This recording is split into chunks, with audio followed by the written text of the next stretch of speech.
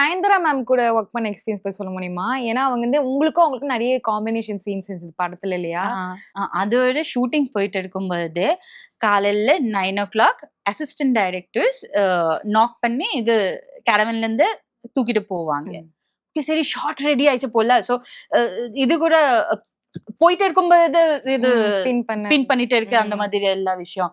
அங்க போயிட்டு பாக்குற ஷார்ட் எங்கே போதே எதுவுமே தெரியல. அங்கே ஒரு ஷாமியான மாதிரி ரெடி பண்ணி வச்சிருக்காங்க, டென்ட் மாதிரி. அங்கே நயன்தாரா மேம் மட்டும் தான் உட்காந்துட்டு இருக்காங்க. நிறைய சேர்ஸ் எல்லாம் இருக்கு. என்ன இது வரைக்கும் வரவே இல்லவா, நம்ம விளையாடலாம் சொல்லி அங்கே உட்காந்துட்டு டோட்டல் டைம் நம்ம ஏதாவது அந்த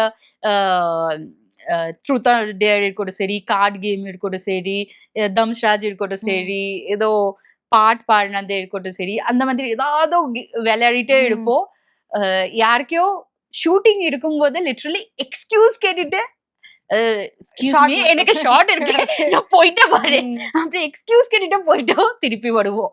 அந்த மாதிரி லைக் ஒவ்வொரு நாள் அவ்வளோ என்ஜாய் பண்ணிட்டு இருந்தோம். அதுல ரமேஷ் திலக் சொல்லி ஒரு ஆக்டர் இருந்தாங்க. அவங்க அதுக்கு முன்னாடி மேம் கூட இன்னொரு ஏதோ சீரியஸ் படம் ஷூட் பண்ணிருந்தாங்க. அவங்க சொன்னாங்க அதுல இந்த மேம் இப்படி கரியவே கிடையாது, இதுல பார்த்தா லைக் அந்த நயன்தாரா மேம் லைக் சீரியஸா ஏதோ பேசினாலும் அவங்க கண்ணை பார்த்துட்டே ஓடி பயந்துருவாங்க, அப்படி இருந்துச்சு.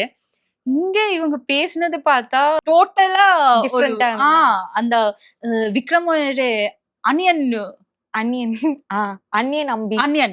அம்பி மாதிரி ஃபுல்லாவே ஆப்போசிட் ரெண்டு கேரக்டர் அம்பி.